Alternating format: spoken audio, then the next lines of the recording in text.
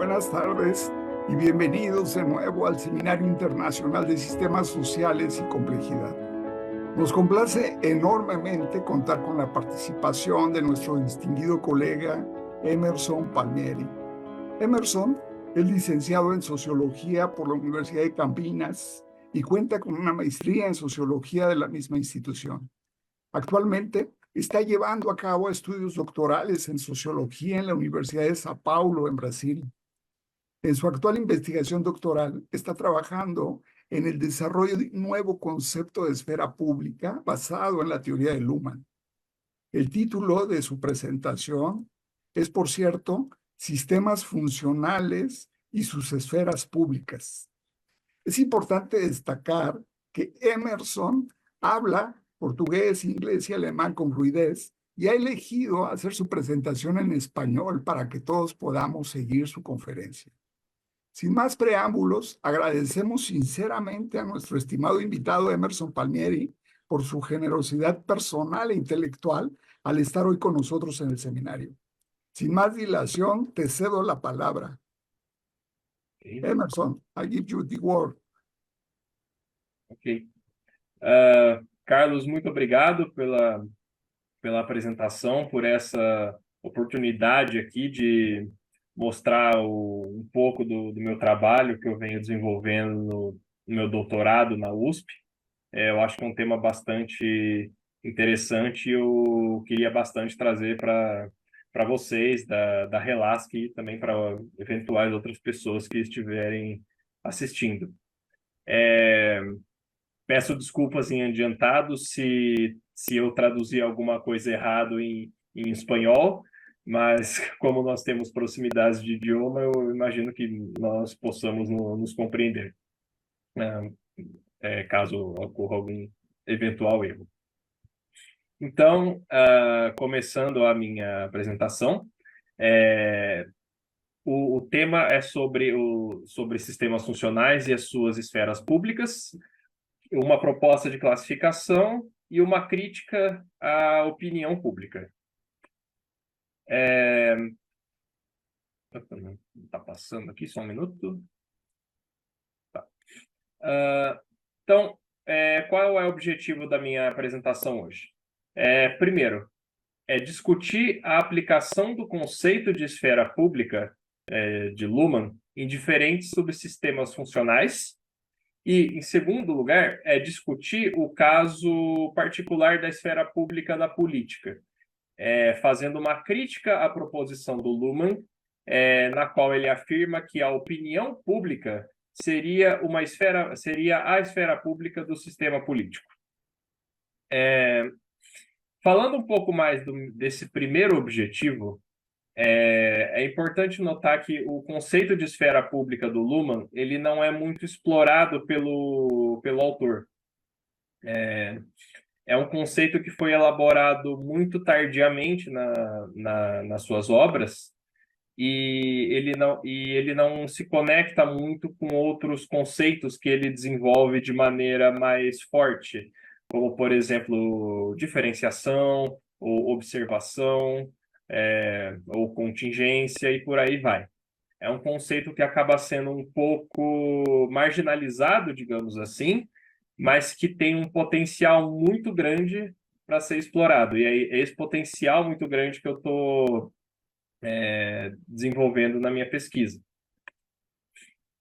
Então, o Luhmann vai criar o conceito de esfera pública em basicamente duas obras. A principal é a realidade dos meios de massa, né? Que ele vai publicar em 96, e também ele vai falar um pouco desse conceito, né, ele vai falar um pouco desse conceito nessa outra obra que é A Política da Sociedade, que é uma publicação póstuma, né? Ele escreveu durante os anos 90, mas não temos ao certo quando que o Luhmann realmente escreveu. Se eu não me engano, a publicação em si é de 2002, que foi feita pelo André Kieserling, se eu não me engano. Então, nessas duas obras, ele vai desenvolveu o conceito de esfera pública, que no alemão a gente chama de Öffentlichkeit, e da mesma forma que o conceito de esfera pública do Habermas foi muito difícil de traduzir, o no Luhmann não é diferente. Esse conceito Öffentlichkeit, a palavra, ela, se a gente fosse traduzir de maneira literal, ela significaria publicidade. Porém, publicidade não é um termo que abarca a complexidade embutida nesse conceito. Então, quando isso aconteceu com Habermas, os tradutores decidiram que a melhor forma de traduzir essa palavra seria por esfera pública. Eu também eu mantenho aqui a decisão, por isso que eu vou sempre falar de esfera pública. Mas o termo, a palavra original é essa aqui, Öffentlichkeit. Então, vamos lá para como que o Luhmann define o conceito de esfera pública. Ele vai colocar duas definições para isso. A primeira a esfera pública, ela é um ambiente interno, né, um entorno interno dos subsistemas funcionais, das suas interações e das suas organizações. E, em segundo lugar, a esfera pública, ela é um meio para você observar observações. Ou seja, ela é um meio para a observação de segunda ordem. Como eu falei, ele faz uma definição muito sucinta e não explora muito para além do que ele postula, né, do que ele postula além dessas definições. Então, a gente tem um desenvolvimento insuficiente delas e quando ele vai dar exemplos, ele só faz aplicações a dois sistemas funcionais, que é a política e a economia. Ele não vai falar de esfera pública de nenhum outro sistema. Pelo menos não de forma explícita, que eu vou entrar nisso um pouco mais para frente. Então, ele vai falar somente da opinião pública como esfera pública da política e do mercado como esfera pública da economia. E aí se encerra as considerações de Luhmann sobre a esfera pública. Bom, ele vai desenvolver um pouco mais sobre a opinião pública na sua obra sobre a política da sociedade, mas como eu já adiantei aqui, eu não vou acatar muito essa sugestão que o Luhmann faz da opinião pública. Eu vou propor uma outra coisa. Então, a principal questão que eu quero explorar aqui é quais são as esferas públicas dos outros sistemas funcionais que o Luhmann não falou para a gente. Por isso que eu quis fazer uma proposta de classificação, para a gente pensar quais seriam outras esferas públicas de outros sistemas funcionais, além da política e além da economia. Bom, primeira coisa, para pensar essa classificação, né, de esferas públicas dos sistemas funcionais, eu precisava primeiro pensar quais seriam esses sistemas funcionais. E o único trabalho que eu encontrei que discutia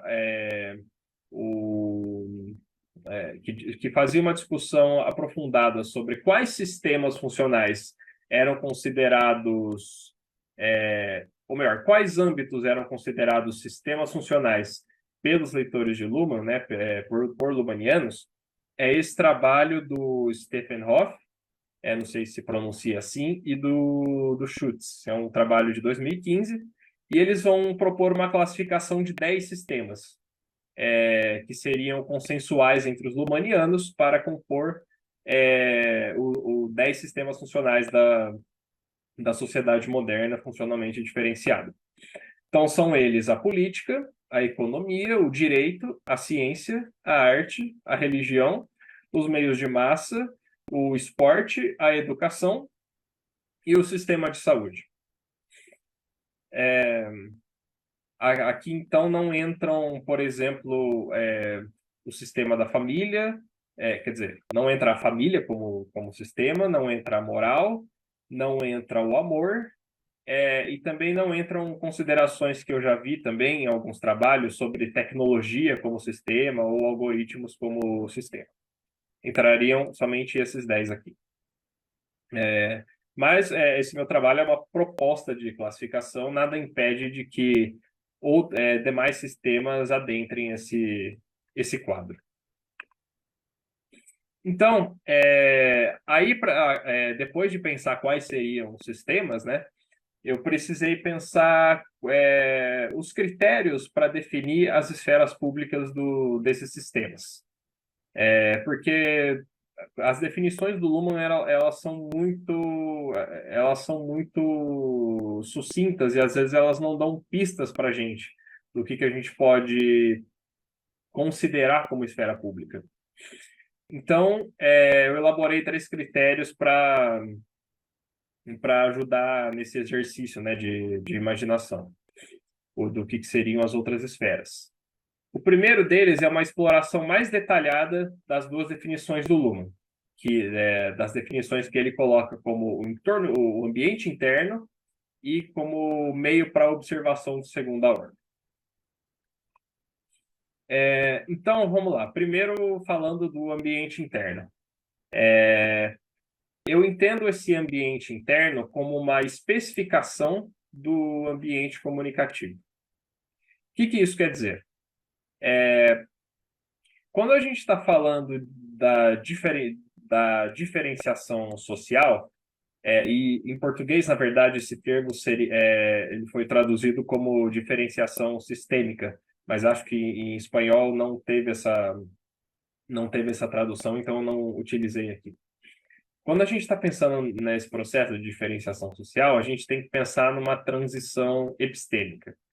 Aqui eu não estou falando de transição no sentido de uma forma hierárquica para uma forma funcional. Eu não estou falando desse ponto de vista mais histórico. Estou falando de um ponto de vista mais epistemológico mesmo. Então, num primeiro momento, a gente tem a sociedade como um sistema diferente, por exemplo, dos sistemas psíquicos e também de sistemas biológicos. Então, a gente tem a sociedade como um único sistema e, com isso, ela tem uma comunicação indiferenciada, no sentido de que a gente entende a sociedade como um horizonte comunicativo indeterminado. Mas a partir do momento que a gente pensa num processo de diferenciação social, diferenciação sistêmica, e mais especificamente no cenário da modernidade, uma diferenciação funcional, a gente passa a entender a sociedade como sendo composta por fluxos comunicativos específicos. E no cenário da diferenciação funcional, esses fluxos eles se dão através da distinção entre sistemas funcionais e ambientes internos.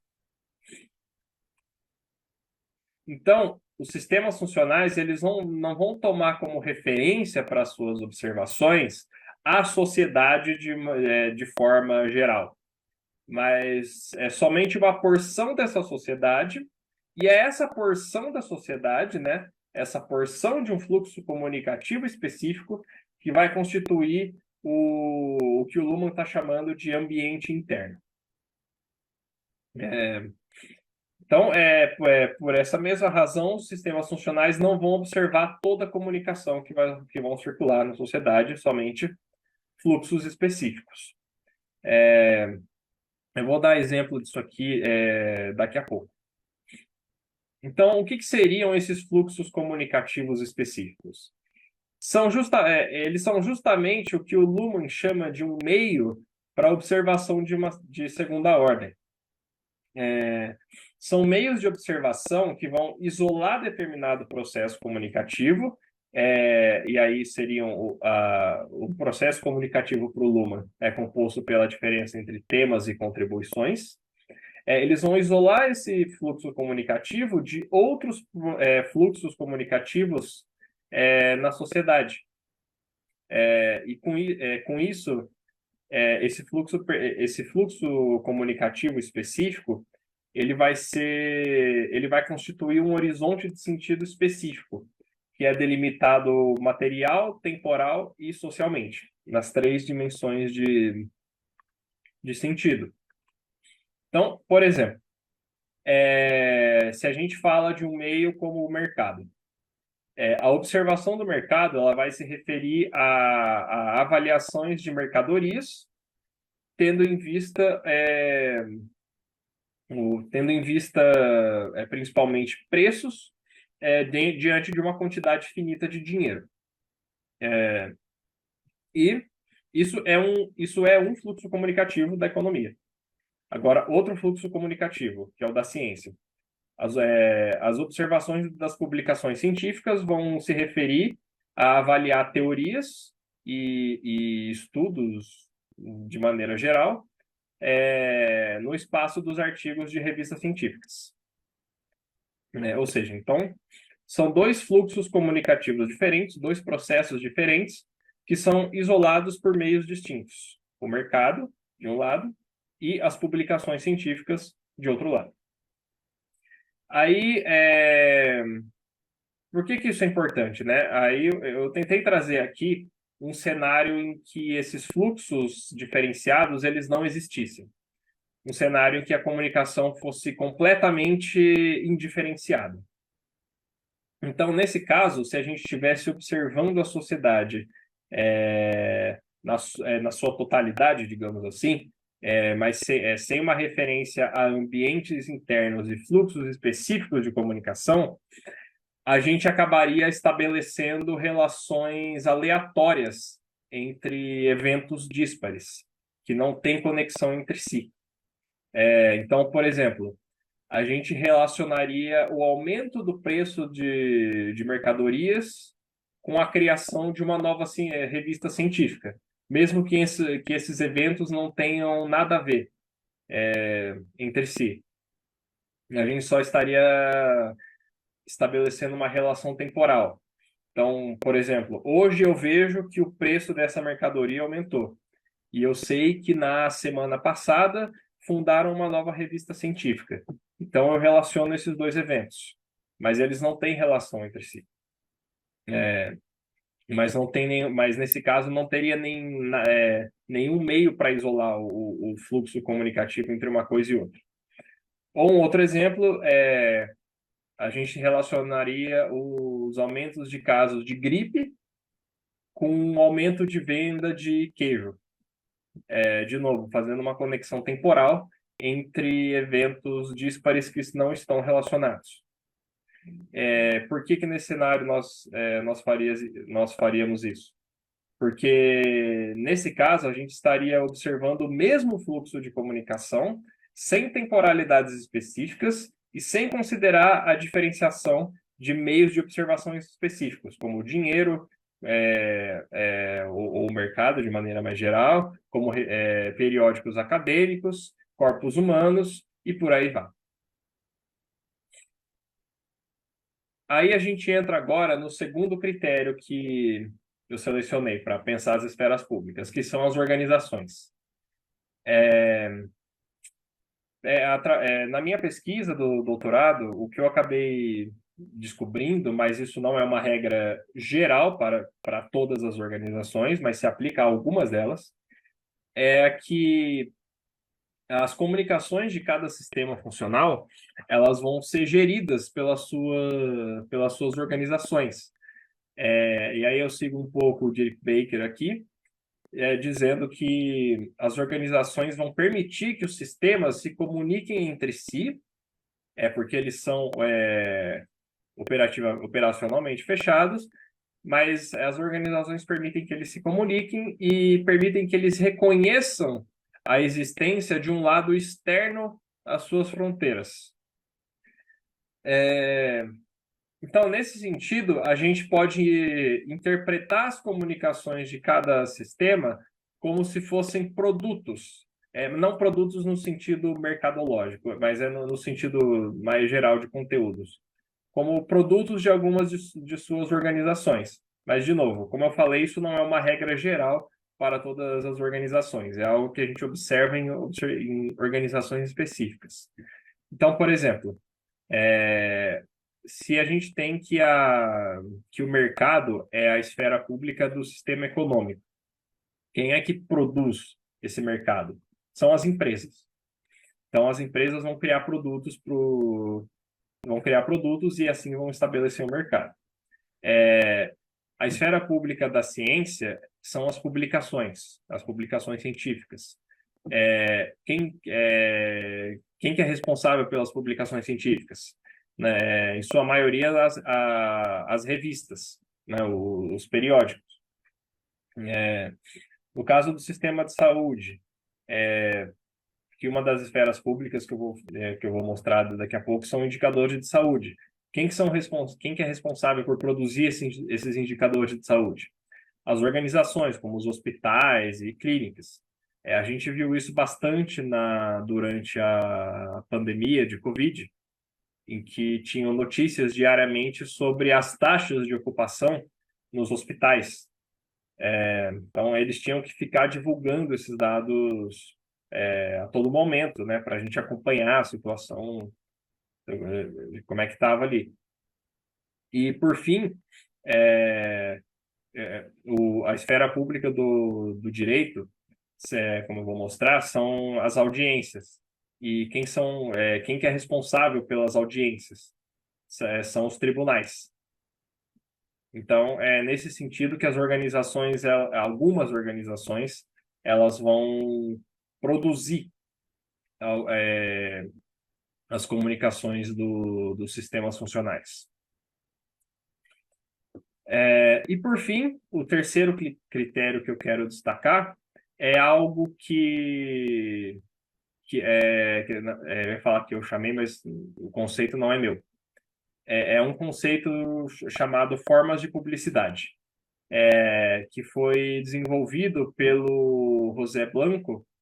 Acho que ele é membro da Relasc, se eu não me engano. Não, ele é membro da Relasc, em um texto de 2019 que está publicado na Kubernetes, chama... Está em inglês o texto, The Evolution of the Public Sphere. Não me recordo se tem um subtítulo.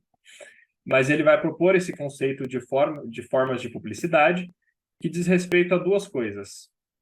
Primeira, ele é uma performance comunicativa que é realizada em determinado lugar utilizando um determinado tipo de e-mail ou determinados tipos de e-mail. Em segundo lugar, ele diz respeito a dimensões da publicidade, né? Aqui publicidade está no sentido da Öffentlichkeit. Então, dimensões de publicidade que se manifestam ao longo da história e que, nesse sentido, elas vão além da configuração funcional moderna. Mas essas dimensões, elas vão dar pistas para a gente pensar como que elas estão, como que essas dimensões estão abarcadas agora na modernidade. Então, o José vai falar de 5 formas, mas que não são exaustivas, né? Dessas 5 formas de publicidade, que é o ritual, o banquete, os jogos, a punição e a publicidade moderna. Então, por exemplo, anteriormente, a punição dos delitos ela se realizava em praças públicas. Porém, hoje em dia, na sociedade moderna funcional, ela fica restrita aos tribunais e às prisões. Da mesma forma, os rituais eram práticas comuns para várias atividades sociais. Mas hoje em dia eles se restringem de maneira mais forte a ambientes religiosos. Então, esse critério das formas de publicidade também me ajudou a pensar em quais seriam outras esferas públicas, né? Ou, para continuar no linguajar do texto, outros âmbitos de publicidade que a gente consegue enxergar na modernidade. Bom, essa é a classificação que eu propus para pensar as esferas públicas modernas. Não vou ter tempo de falar em detalhes de todas elas aqui, mas eu vou explorar algumas delas nos próximos slides. Então, falando rapidamente. O Luhmann, como eu disse, ele só falou diretamente da política e da economia.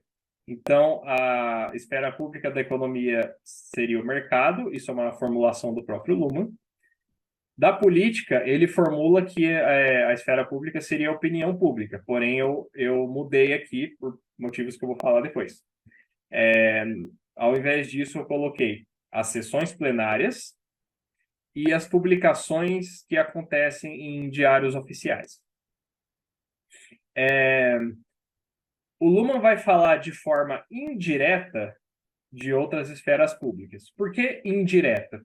Porque ele não vai utilizar o termo esfera pública, mas ele vai falar ele vai falar de alguns meios para observação de segunda ordem.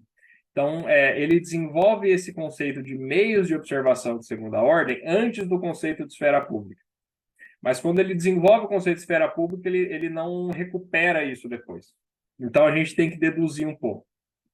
Então, nesses 4 sistemas aqui, ciência, religião, um pouco do direito, não tanto, e arte, ele vai falar de meios de observação de segunda ordem, que eu deduzi, na maior parte aqui, que seriam esferas públicas. Então, na ciência, o Luhmann vai falar das publicações científicas como meio de observação de segunda ordem da ciência. E aqui eu acrescentei também, porque, curiosamente, o Luhmann não fala de congressos, de seminários, conferências, mas não vejo por que eles não poderiam entrar como esfera pública da ciência. Então, acrescentei aqui também. Na religião, eu também fiz uma mudança, porque o Luhmann vai falar da figura de Deus como sendo um meio de observação de segunda ordem da religião. Mas não me pareceu adequado utilizar Deus, mas eu não vou conseguir entrar nos detalhes disso agora. Ao invés disso, eu coloquei os rituais, práticas e mandamentos religiosos. Eu acho que eles se encaixam mais nos critérios que eu estava desenvolvendo, principalmente a respeito da questão da performance em um espaço e utilizando meios específicos. Eu não vejo como Deus entraria aqui, até porque Deus é uma construção particular de cada religião. Não é o mesmo que publicações científicas, por exemplo, que todos os cientistas podem acessar em um determinado lugar, como o Google Acadêmico ou bases de dados específicas. Mas ninguém pode acessar um mesmo Deus. O direito, o Luhmann vai falar rapidamente sobre decisões jurídicas serem um meio de observação de segunda ordem.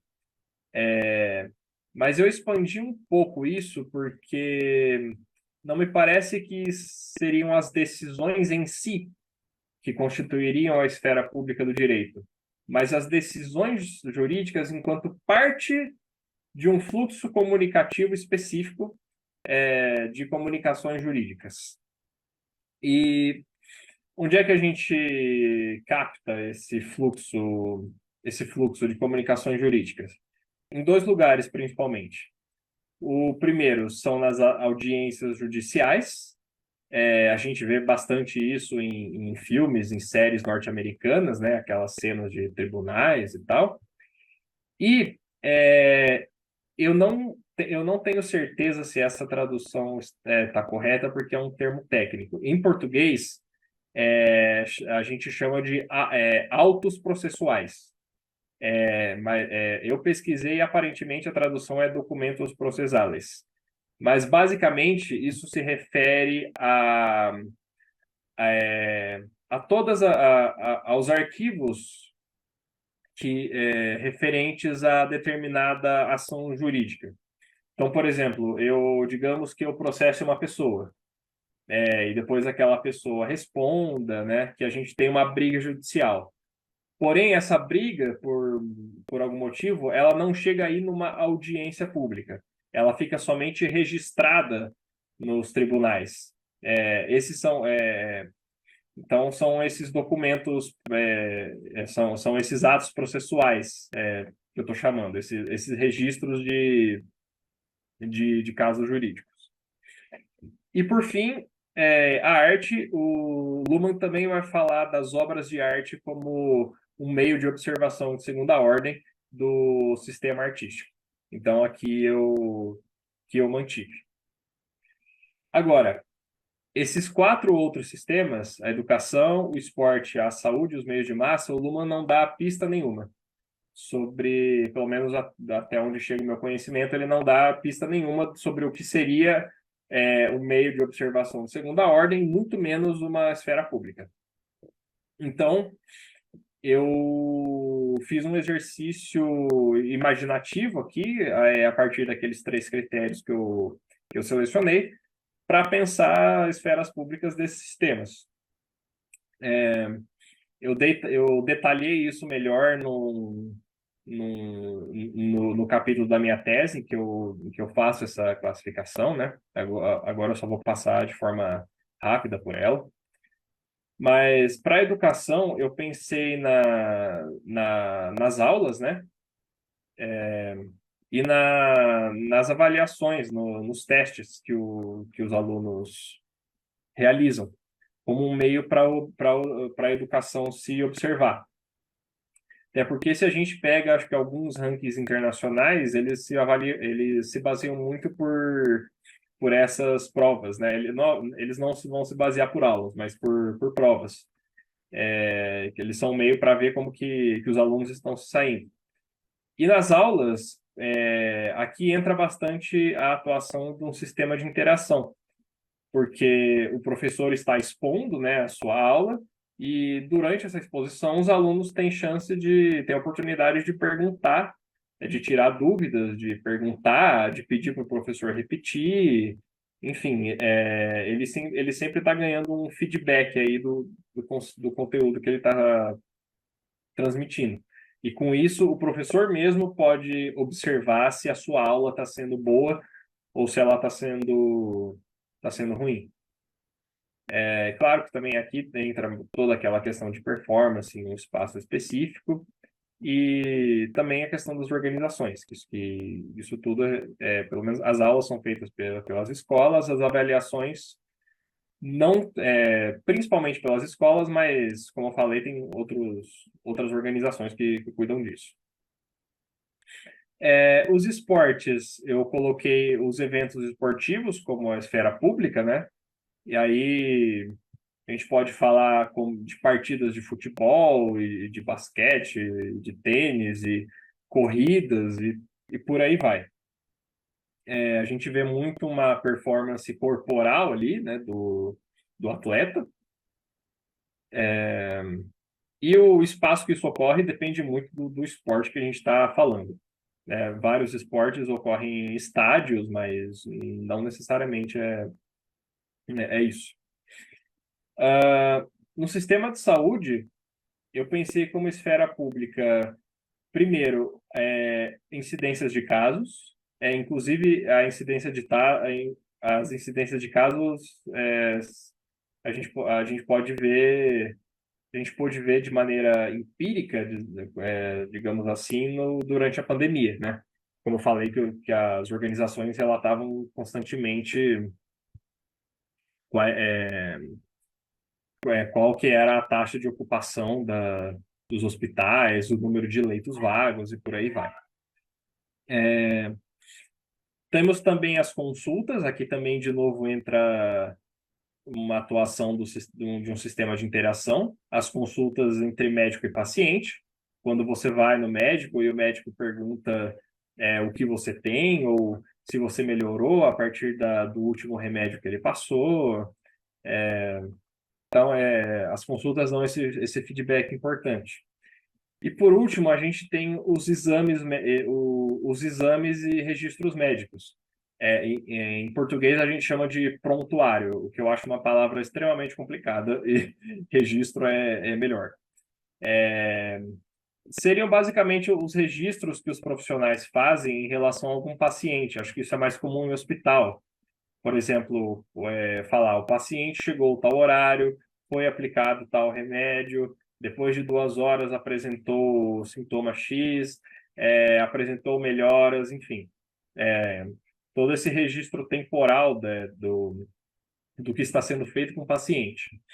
E também os exames, né, que vão mostrar o que está acontecendo dentro do corpo do paciente, por assim dizer.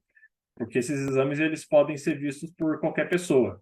Eu posso mostrar um determinado exame para 5 médicos diferentes, mas o documento vai ser o mesmo.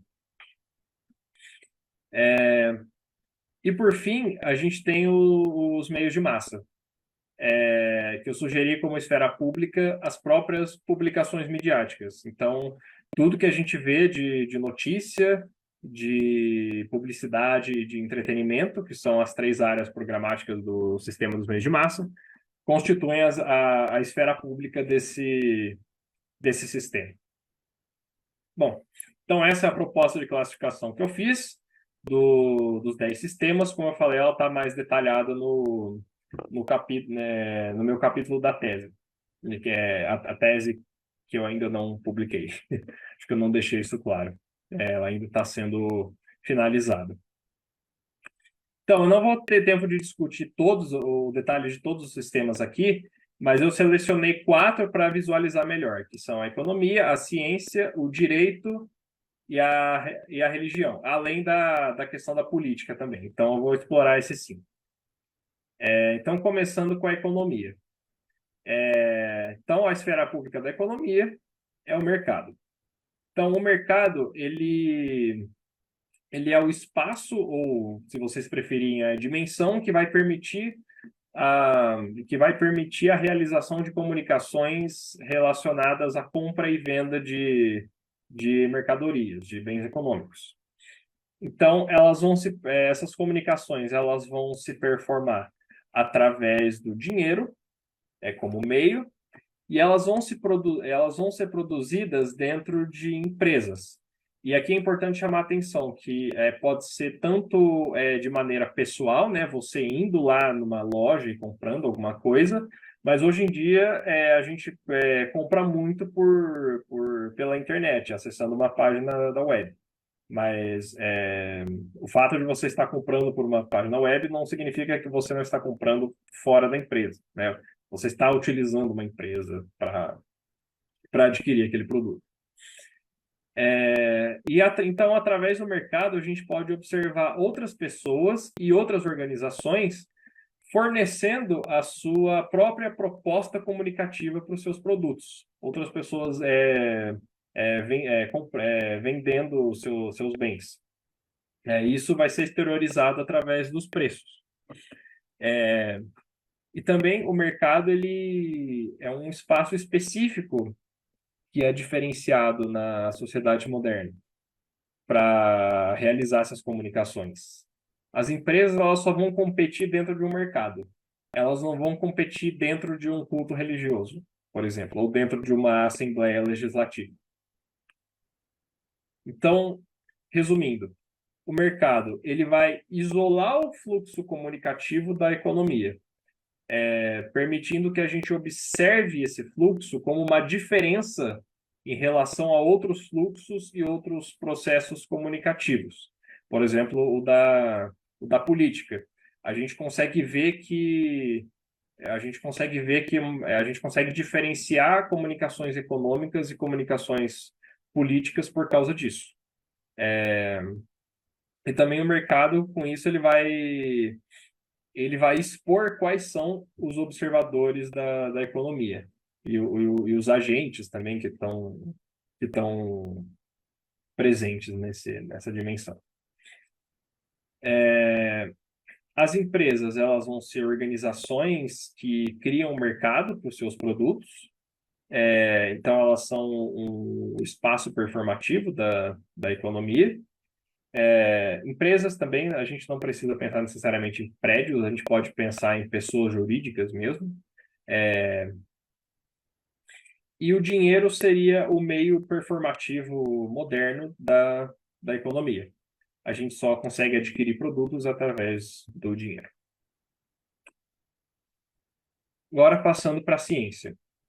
A esfera pública da ciência, como eu coloquei, são as publicações científicas e os congressos, seminários e conferências. E eles são espaços que vão, ou dimensões que vão possibilitar a comunicação de uma verdade científica. Então, isso vai se performar de modos diversos, né? Tanto através de meios escritos, né, como teorias, estudos empíricos e citações, e também através de meios orais, né? Aqui pegando mais a questão do congresso, seminário, como, né, apresentações e gráficos, como eu estou fazendo aqui agora com vocês, né? Utilizando de um meio imagético, e eu estou falando para apresentar o meu trabalho, que também está em forma escrita.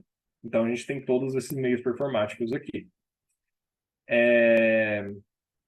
Geralmente, eles ocorrem em espaços universitários, né?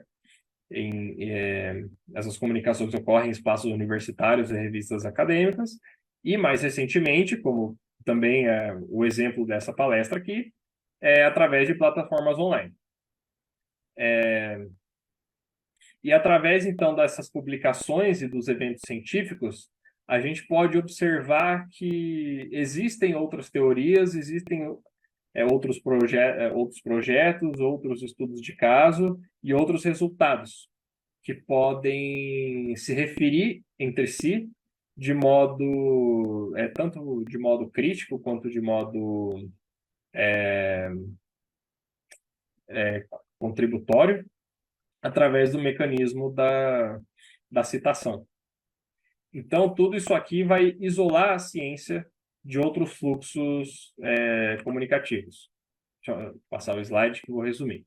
Então, as publicações e os congressos, com todos os mecanismos que a gente discutiu, da citação e tal, eles vão isolar e diferenciar o fluxo comunicativo da ciência.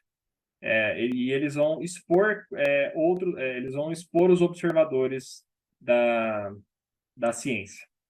A partir das publicações, então, a gente consegue ver que uma comunicação científica, a gente consegue distinguir uma comunicação científica como sendo uma comunicação científica e não uma comunicação religiosa. Então, as revistas e universidades, elas vão produzir essas publicações.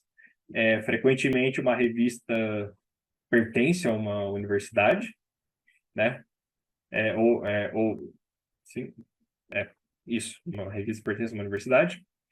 Elas são o espaço performativo da ciência, e as teorias e métodos e ferramentas e tudo mais vão se constituir como os meios performativos da ciência. Agora nós temos o direito, que tem como esfera pública as audiências e os documentos processuais. Então, as audiências e os documentos, eles são os espaços ou as dimensões que vão possibilitar a comunicação de uma reivindicação jurídica. Elas vão ser performadas usando os meios escritos, né, como os códigos e normas legais, mas também vão ser performadas através do meio oral da argumentação, da argumentação de uma reivindicação. Isso quando a gente tem audiências. Isso vai ocorrer nas salas de tribunais, né, onde vão ocorrer essas audiências, e também e também no caso dos documentos, também ocorrem nos tribunais, porque são eles que arquivam o movimento de casos.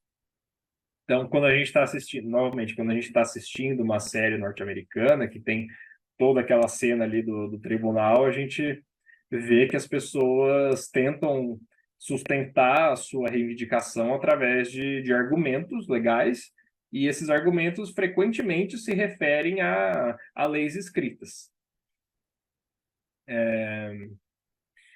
E então, através desses dois meios, a gente pode observar como se dá o processo de construção de pretensões jurídicas.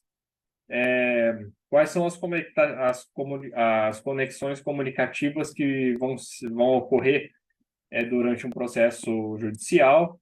Como é que as partes elas vão discordar entre si e o que os juízes estão considerando para tomar suas decisões finais.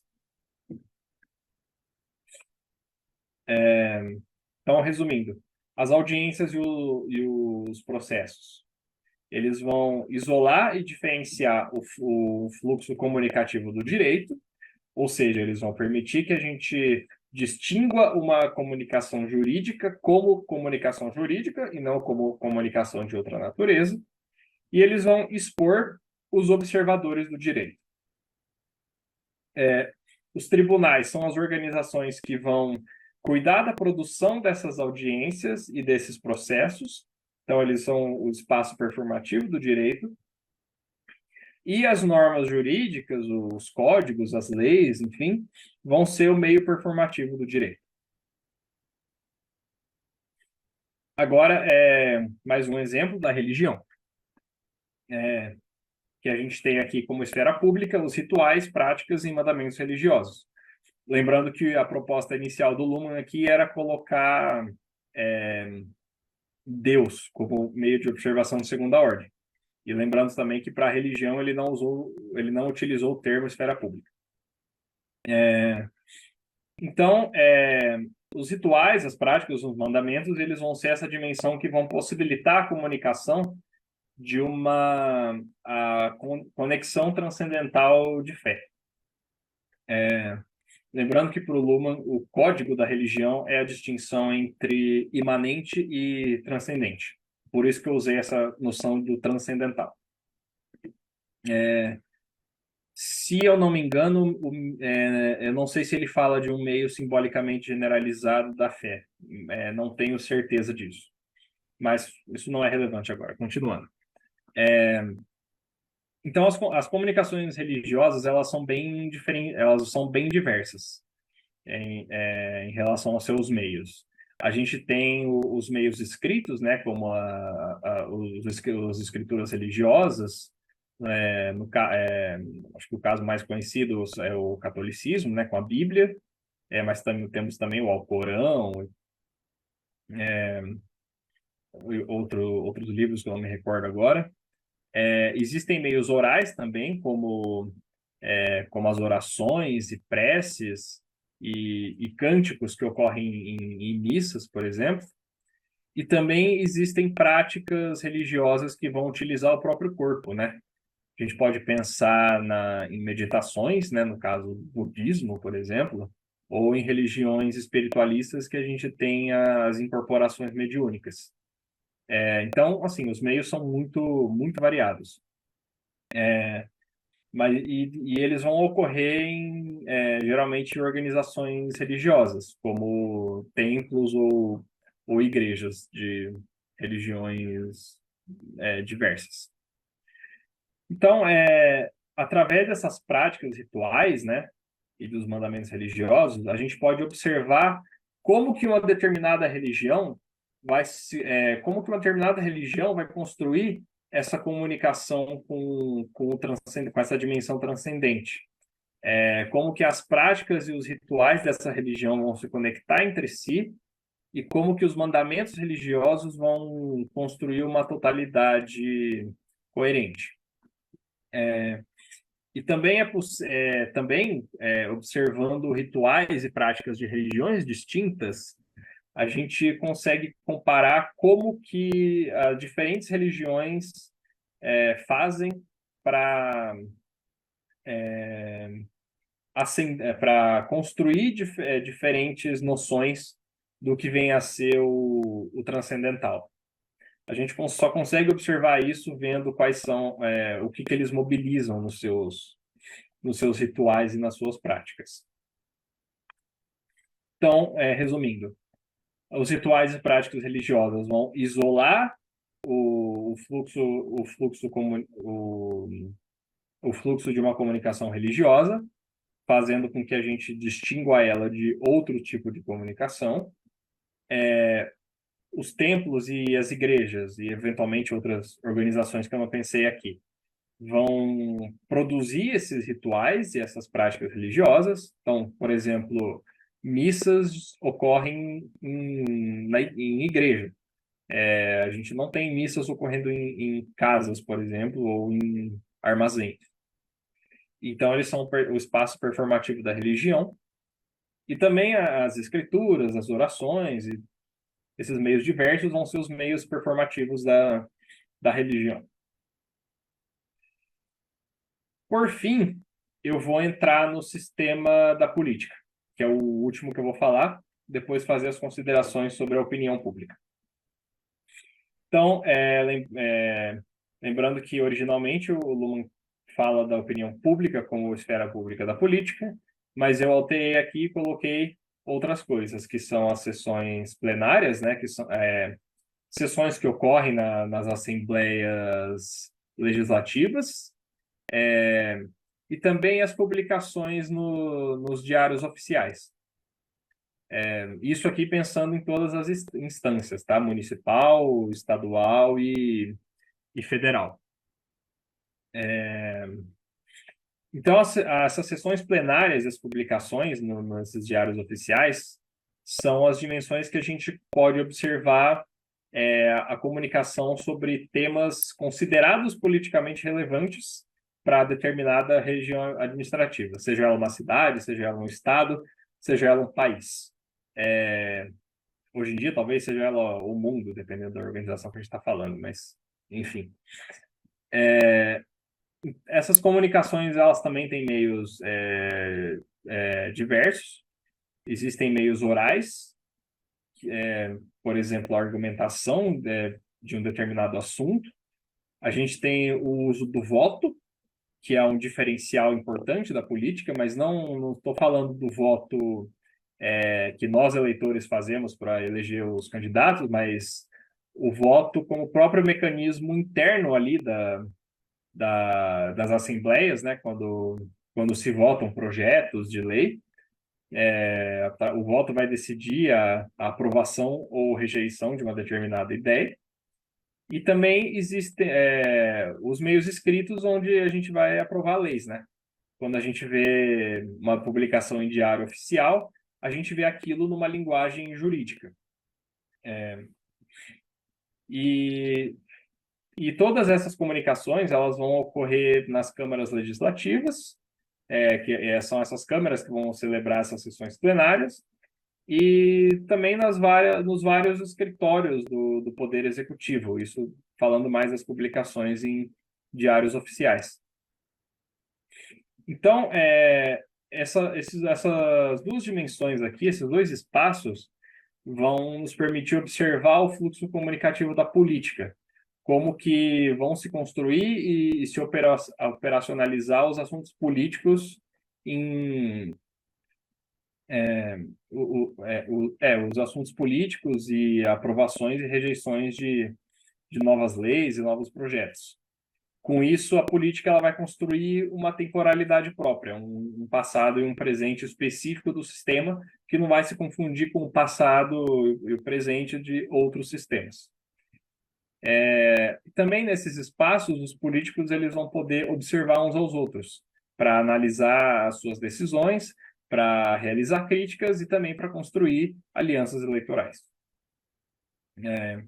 Sem esses espaços, seria impossível um político atuar, porque ele não saberia quais outras pessoas estariam ali. Então, resumindo, as sessões plenárias e as publicações em diários oficiais vão isolar o fluxo comunicativo da política, permitindo que a gente reconheça a comunicação política como comunicação política e não como comunicação de outra natureza, e vão expor os observadores políticos. As câmaras legislativas e as oficinas do Poder Executivo vão produzir essas sessões plenárias e as decisões políticas, então elas são o espaço performativo da política, e os votos, as argumentações orais, os decretos de lei publicados são os meios performativos do sistema político. Ok? Bom, gente, eu sei que eu fui bastante repetitivo nesses exemplos aqui da política, da religião, da ciência, Mas eu fiz isso de propósito para enfatizar os critérios que eu estou utilizando para pensar as esferas públicas, para tentar ser um pouco simétrico nesse meu exercício. Por isso que eu fui bastante repetitivo nos slides. Perdão se isso cansou um pouco. Agora, por fim, eu vou fazer considerações sobre a opinião pública, do porquê que eu não acho ela um critério adequado para a gente pensar a esfera pública do sistema político. Então, a síntese do argumento é que ela não vai permitir que a política, a opinião pública não permite que o sistema político realize uma observação de segunda ordem. Que ela observe que ela observe a si mesma, observe outros observadores políticos. E mais ainda, ela também não vai permitir que outros observadores sociais, fora da política, observem os observadores políticos. Ela é um meio muito restrito para isso. Aí, são 5 objeções que eu elaborei para o Luhmann. Não para o Luhmann, né? Mas ao Luhmann, em relação ao Luhmann. Então, a primeira delas, a primeira objeção é a de que a opinião pública ela não pode se referir somente à política, porque ela se refere a todos os sistemas sociais da sociedade, ou melhor, a todos os sistemas funcionais. E isso eu estou me baseando numa frase que o próprio Luhmann coloca.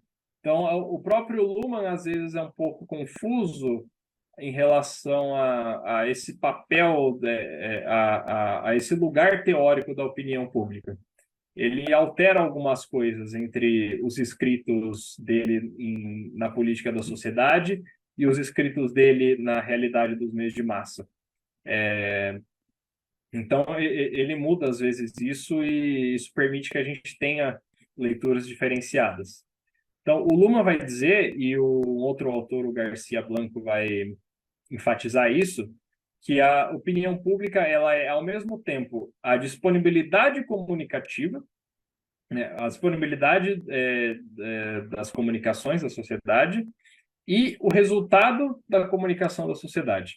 É aquilo que a sociedade tem disponível para comunicar e aquilo que a sociedade comunicou. A opinião pública são essas duas coisas ao mesmo tempo.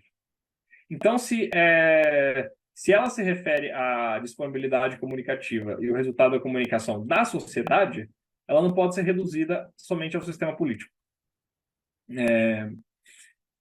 Quando a gente tem um cenário de diferenciação funcional, a gente pode interpretar a opinião pública de duas maneiras, assim.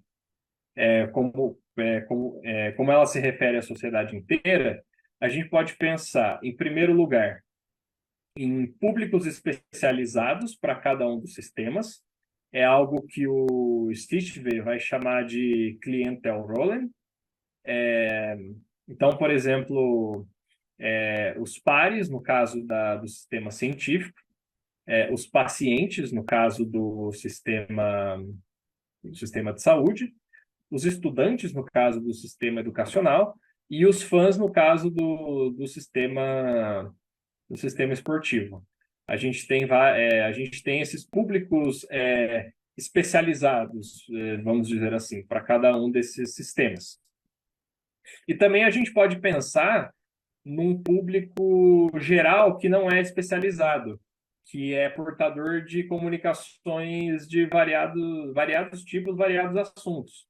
Então, a gente pode ver na opinião pública conversas sobre aparelhos eletrônicos, sobre celulares, sobre automóvel, sobre restaurante, também sim sobre política, sobre religião, sobre família, mas assim, sobre qualquer assunto que você pensar que seja minimamente, que tenha minimamente uma dimensão coletiva. Então, a gente pode abordar a opinião pública dessas duas maneiras aqui. mas de modo algum reduzir ela ao sistema político. A segunda objeção é a de que o Luhmann vai dizer que a opinião pública ela é um mecanismo que compensa a falta de feedback do sistema político entre intervalos eleitorais. O que isso significa? Quando o Luhmann vai falar isso, ele vai dizer que, diferentemente dos outros sistemas funcionais, a política ela tem mecanismos de feedback muito espaçados, que se dão através das eleições, né? No caso de um sistema presidencialista, de 4 em 4 anos, né? Mas outros sistemas eles recebem atualizações de forma mais constante. Por exemplo, o mercado recebe atualizações constantemente, conforme as pessoas compram ou deixam de comprar os seus produtos. E as publicações também. Mas a política tem sempre esse gap.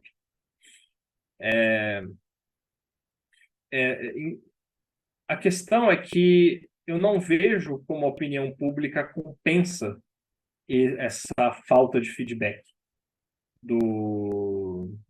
essa falta de feedback para o sistema político. Porque o que ocorre é o seguinte: a opinião pública ela precisa ser representada pelos meios de massa. E também o sistema político vai observar a opinião pública pelos meios de massa.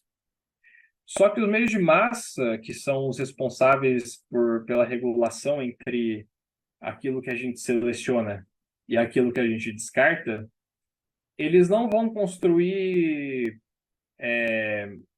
nesse intervalo eleitoral, eles não vão construir comunicações que vão avaliar o desempenho geral de um determinado governo. Isso não é a função deles. Eles só vão se preocupar, quando vão construir as suas comunicações, em gerar um valor de novidade, o que o Luhmann vai chamar de news, né, em inglês, que aí tem tanto o sentido da notícia quanto o sentido de novidade. Então, dessa forma, a opinião pública ela só vai importar para o sistema político em períodos eleitorais, porque fora disso ela é uma coisa extremamente volátil, é uma coisa que vai mudar a todo momento e são coisas que são eventos que a população não vai se lembrar quando chegar o período eleitoral. Isso leva a gente para o terceiro motivo, tá? Que está bem relacionado com esse segundo.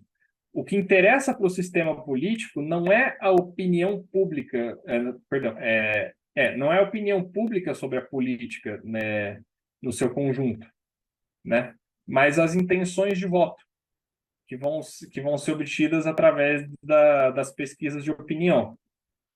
E aí o Luhmann, inclusive também o Habermas aqui, eles vão ser muito claros em dizer que opinião pública é algo muito diferente de pesquisa de opinião. A opinião pública ela tem um caráter coletivo, e as pesquisas de opinião são meramente estados individuais agregados. Porém, são esses estados individuais agregados que vão interessar para o sistema político, porque ele depende de voto. E ele também se constitui como um dado mais preciso, digamos assim, das ações das pessoas. Interessa para o sistema político saber em quem que a gente vai votar. Não interessa para o sistema político saber a complexidade das nossas opiniões sobre determinados candidatos. Isso é um dado muito intransparente para eles. Interessa somente as nossas ações ali na hora da urna. Eu falei urna, não sei se existe urna eletrônica em outros países da América Latina. Se vocês puderem me falar isso. Mas, enfim, o que interessa na hora do voto ali. Então, a pesquisa de opinião ela aparece como um refinamento necessário da opinião pública, porque a opinião pública ela é muito dispersa e muito incompreensível. para ser abarcada de forma direta. O Bourdieu, Pierre Bourdieu, num livro dele que chama Sobre a Televisão, vai falar isso da opinião pública. Não, perdão, estou confundindo os textos. Ele vai falar isso no texto da A Opinião Pública Não Existe. Ele vai dizer que a opinião pública é um jogo de forças que está mudando de forma constante. Então, não tem como o sistema político se basear na opinião pública como um todo, mas somente nessa parcela muito específica que nem opinião pública é, que são pesquisas de opinião. Existe um dado sobre o cenário brasileiro, não sei se isso diz respeito também às eleições em outros países da América Latina. Mas é um dado sobre a amnésia eleitoral, um fenômeno que chama amnésia eleitoral. E acho que é uma pesquisa de 2002. Ela está um pouco desatualizada, mas como o sistema eleitoral nosso é o mesmo desde 2002, eu não creio que os dados tenham se alterado. Mas eles tentam pesquisar, eles pesquisam quanto tempo depois de uma pessoa votar em um candidato, ela esquece que votou nesse candidato. E os números para cargos legislativos eram altíssimos, eram em torno de 70%, algo assim. Então, pelo menos no cenário brasileiro, isso revela mais um motivo do porquê que a opinião pública não pode ser um meio confiável de observação de segunda ordem. Porque se você não sabe em quem você votou, você não tem como dar feedback para essa pessoa. Né? E também você não tem como saber se você vai tomar uma decisão diferente na próxima eleição, porque você não lembra em quem você votou. Quarto motivo. O quarto motivo é que o Luhmann parece que ele só se importa com os períodos eleitorais, mas ele deixa de lado os acontecimentos políticos do dia a dia. E a esfera pública ela precisa ser o espaço, né, esse lugar, dimensão, que permita a observação dessas comunicações mais cotidianas. A política não se faz somente no momento da eleição. Entre uma eleição e outra existem anos aí de decisões e de assembleias, de aprovações de projetos e de rejeições e de formação de aliança e por aí vai. Todas essas questões precisam ser observadas. E a opinião pública ela não observa isso de um modo eficaz, vamos dizer assim. Então, todas as eventuais reformas constitucionais, leis, decretos, resoluções, normas, ordenamentos, etc. Tudo isso é resultado de uma comunicação política que ocorre nesses espaços de câmaras legislativas e nos escritórios do Poder Executivo. Não são comunicações que são produzidas pela opinião pública. No máximo, a opinião pública pode comentar sobre essas coisas, né? Sobre alguma aprovação de lei ou algo assim. Mas ela não fornece o espaço para a gente acessar essas coisas. A gente acessa isso pelas sessões plenárias que são públicas. Nós temos até de novo, não sei se isso é uma especificidade do Brasil, mas a gente tem canais de Assembleia Legislativa, onde a gente pode ver o que ocorre nessas sessões. E também os meios de massa, eles noticiam diariamente sobre ocorrências nessas sessões, né? O parlamentar que aprovou não sei o quê, ou o político que xingou o outro, coisas que foram rechaçadas e por aí vai. Eles não ficam falando sobre a opinião pública. E, por fim, existe uma tendência muito forte, quando a gente lê o Luhmann, de ver que ela é um produto mais dos meios de massa e menos do sistema político. Como eu falei, o Luhmann ele vai mudar constantemente sobre suas opiniões sobre a opinião pública, né? As opiniões no sentido do lugar teórico que ela ocupa na teoria. Então, isso permite a gente ler de formas alternativas. Mas em um dos textos, por exemplo, isso aqui está se eu não me engano, no Sociological Rerum, no tomo 5, mas eu não me lembro o nome do texto. Ele vai falar, por exemplo, que os meios de comunicação de massa eles vão dar forma à opinião pública e vai interpretar a opinião pública como sendo um meio. Isso é altamente sugestivo de que a opinião pública é mais um produto dos meios de massa do que o sistema político. No livro sobre a realidade dos meios de massa, ele já vai voltar um pouquinho atrás. Ele vai dizer, não, tudo bem, os meios de massa produzem um pouco a opinião pública, mas o sistema político também toma parte nessa produção. Mas ele não elabora isso de maneira detalhada.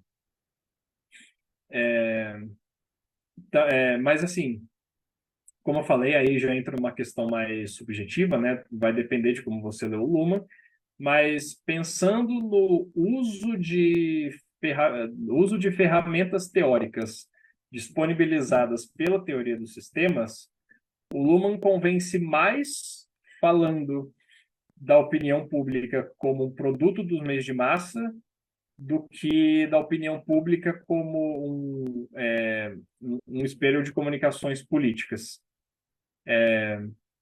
Porque nesse segundo ponto ele não mobiliza tanto os seus conceitos quanto ele faz no primeiro.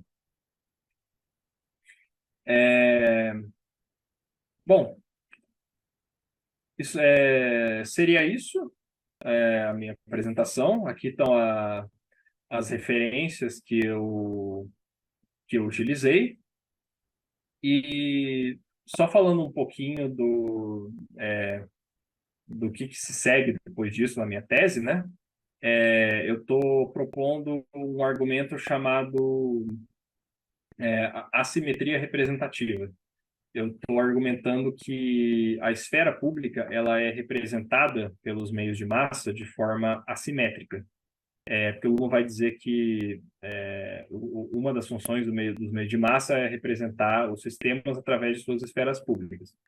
Mas isso ocorre de forma assimétrica no sentido de que os meios de massa eles vão privilegiar muito mais comunicações políticas e também políticas econômicas e um pouco do esporte, e vão deixar de lado essas outras esferas públicas, da ciência, do direito, da religião, da arte, da educação e por aí vai.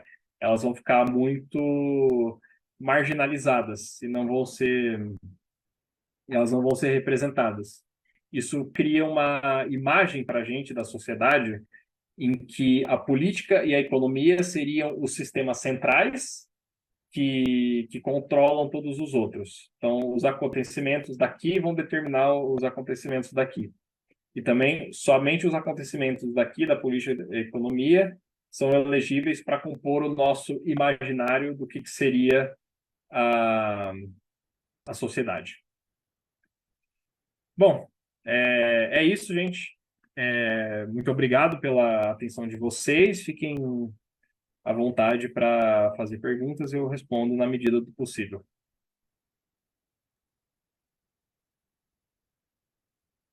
Muy bien. Listo. Muy bien, Emerson. Excelente exposición. Obrigado, Carlos.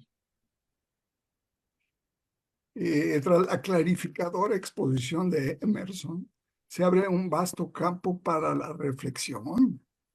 Estamos ansiosos por conocer las preguntas que sin duda nos va a enriquecer mucho el seminario Les invitamos a compartir en la sección de comentarios sus preguntas que, por supuesto, posteriormente serán respondidas por Emerson. Emerson, a mí me gustaría hacerte una pregunta. Una primera pregunta. Si todos los sistemas cuentan con una opinión pública, como en el caso de la política, también sería posible que contaran con una administración, el caso de las organizaciones, y presentaran una dinámica circular como en el caso de la tríada política, administración y opinión pública. Luhmann lo plantea en Teoría Política del Estado de Bienestar, esta tríada para la política. Política, los políticos, la administración, los políticos encargados de los fines, la administración encargada de los medios, y la opinión pública que, como un espejo, de alguna manera retroalimenta la información o nos permite, a través de documentos, como bien indicas, tener una observación de segundo orden. Los procesos electorales son un ejemplo de que la opinión pública juega un papel muy importante en esta observación de segundo orden, una vez que se documentan, ¿no? Es decir, ¿qué opinas de esto? Ok. Bom, obrigado pela pergunta, Carlos. Sobre a distinção específica entre administração e política, talvez isso seja uma limitação da minha parte, da leitura do Luhmann, mas eu não consigo ver uma distinção clara entre essas duas categorias. Então, não saberia dizer se outros sistemas contariam com isso. Eu precisaria entender melhor o que guiaria essa distinção. Mas, acho que, indo também para o ponto central da pergunta, com certeza contam com um mecanismo de circulação. Outros sistemas também contam com um mecanismo de circulação entre os seus públicos, né, e a sua parte mais especializada. Eu acho que isso a gente pode responder bem com uma distinção conceitual elaborada pelo Stiefel, que é o Klientelrollen e o Expertenrollen. Ele vai dizer que os sistemas funcionais modernos, eles se desenvolvem sempre tendo em vista um público específico. Porque se eles não tivessem em vista esse público específico, eles tenderiam à superespecialização. Então, por exemplo, o que seria um sistema superespecializado sem referência ao seu público? Eu penso, por exemplo, em um caso de uma economia planificada, como a gente tinha nos países socialistas, porque ela não contava com o mercado, ela não contava com um mecanismo de feedback, e o sistema não sabia quanto produzir de cada mercadoria, cada coisa assim. Eram somente metas muito abstratas definidas pelo governo, mas sem um feedback da sociedade. E, de outro lado, também a gente pode pensar em subespecializações. Quando o sistema também ele não se refere ao seu público para criar normas mais restritas. Eu penso, por exemplo, em periódicos predatórios, no caso da ciência, onde artigos são publicados sem revisão de pares. São publicados simplesmente porque você paga para publicar ou simplesmente porque a revista gosta de publicar sem revisar o que seria, sem ter um critério para a verdade. Aí a gente pode pensar no caso do Alan Sokal, por exemplo, que ele escreveu um texto cheio ele escreveu uma piada, na verdade, né? Ele escreveu um monte de baboseira para ser publicada e o pessoal acabou aceitando, porque não fizeram uma consulta aos seus pares. Então, sim, esse mecanismo de circulação existe nesses outros sistemas. Eu só não estou realmente certo dessa distinção entre política e administração. No caso também, economia e administração, ciência e administração, por aí vai. Eh, eh, una segunda pregunta que me gustaría hacerte es por qué no aparece el sistema de la moral y el de la familia en esta discusión. Hay algunos autores como Juan Miguel Chávez que habla del sistema de la moral como sistema, o Hugo Cadenas que habla de la familia como sistema social, aunque no cuenten con un sistema organizacional, sino que principalmente sean sistemas de interacción. No sé si ese sea el caso. ¿Cómo Uhum. ves? Bom, acho que eu responderia isso de algumas maneiras. A primeira é o seguinte: como eu falei, para fazer essa classificação dos sistemas funcionais, eu me baseei naquele artigo do Hoff e do Schutz, onde eles consideram o que seria consensual entre os lumanianos para ser considerado como sistema funcional. Assim, foi o único trabalho que eu achei que fazia essa meta-análise. Acho que essa seria uma resposta. A segunda resposta é de que, para mim, a falta de existir uma organização é um critério importante, porque, como eu estou seguindo o Dick Baker, a organização é aquilo que vai possibilitar os sistemas se comunicarem entre si e perceber que existe um outro lado para além da sua fronteira. Então, os sistemas eles vão se observar através das suas organizações. Pessoalmente, eu não consigo ver um meio para você observar comunicações familiares e comunicações morais. Pelo menos agora, assim, pensando, eu não consigo enxergar isso. Mas, e aí eu entro na minha terceira resposta. Eu não sou especialista em estudar moral, eu também não sou especialista em estudar família. Então, essa classificação que eu estou propondo, ela de nenhuma maneira ela é finalista. Nada impede que outros sistemas sejam inseridos aí, né? Até porque esse trabalho que eu estou me baseando é de 2015, então ele já tem um tempo. Então, eu não tenho nenhuma objeção a princípio de outros sistemas virem compor esse quadro classificatório. Aí só teríamos o desafio de pensar qual que seria a sua esfera pública. Mas não é uma exclusão deliberada, assim. Não estou dizendo que a moral e a família definitivamente não podem fazer parte. Eu só agora não vejo como isso pode se dar.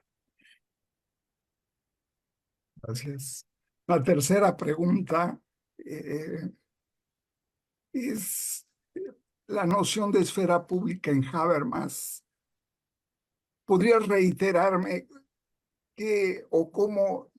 cuántas similitudes tiene con la noción de opinião pública em Luhmann? Uhum. Bom, aí a gente tem duas respostas. E isso depende de como você está lendo o Luhmann. A primeira resposta é uma resposta mais negativa, no sentido de apontar que esses conceitos são diferentes. Então, a gente pode responder da seguinte maneira. Para o Habermas, a esfera pública ela é uma dimensão que diz respeito a horizontes comunicativos da sociedade inteira, de sua totalidade, o que o Habermas vai chamar também de, não sei se o Habermas propriamente, mas do que o Luhmann se refere a societas civiles, a polis, a unidade do social. Então, a esfera pública ela vai dizer respeito a comunicações que ocorrem na sociedade inteira.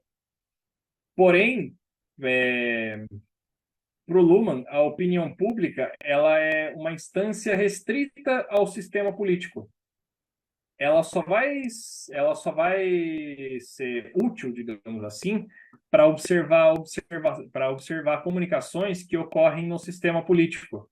Ela não observa comunicações de outras instâncias da sociedade. Então, nessa resposta mais negativa, a gente pode ver a opinião pública como um conceito muito mais restrito do que o conceito de esfera pública do Habermas. Aí a gente tem uma segunda resposta. E já vou adiantar aqui que essa é a resposta que eu gosto. Eu não gosto de responder dessa minha primeira maneira. Justamente porque eu critiquei o conceito de opinião pública do Luhmann. Nessa segunda resposta, que é uma resposta positiva, a gente vê bastante similitude entre esses dois conceitos. Porque, como eu falei, a esfera pública do Habermas está se referindo à unidade do social, né? A um horizonte comunicativo que diz respeito à sociedade como um todo. E a opinião pública no Luhmann, aí utilizando outra definição que ele dá, é aquilo que eu chamei a atenção de ser, ao mesmo tempo, a disponibilidade de comunicações produzidas pela sociedade e o resultado da comunicação. Se isso é verdade, a opinião pública também está se referindo à sociedade inteira, como um horizonte comunicativo. Então, nesse sentido, os conceitos eles são bastante similares. Inclusive, o Habermas e o Luhmann, nesse caso, eles estariam falando de uma mesma coisa, mas evidentemente utilizando ferramentas epistemológicas muito, muito diferentes. O Habermas vai falar de uma sociedade civil, de uma polis, e o Luhmann vai falar de um horizonte comunicativo indeterminado. Aí, a partir do momento que a opinião pública ela se refere à sociedade inteira, ela pode se especializar nesses públicos distintos. E esses públicos distintos, eles vão justamente mobilizar temas distintos para a discussão, que é justamente a ideia de esfera pública do Habermas, você mobilizar tudo aquilo que é politicamente relevante, mas politicamente no sentido de polis, e não no sentido mais restrito de sistema político, de Estado e suas organizações. É tudo que é socialmente relevante e definido pelas pessoas.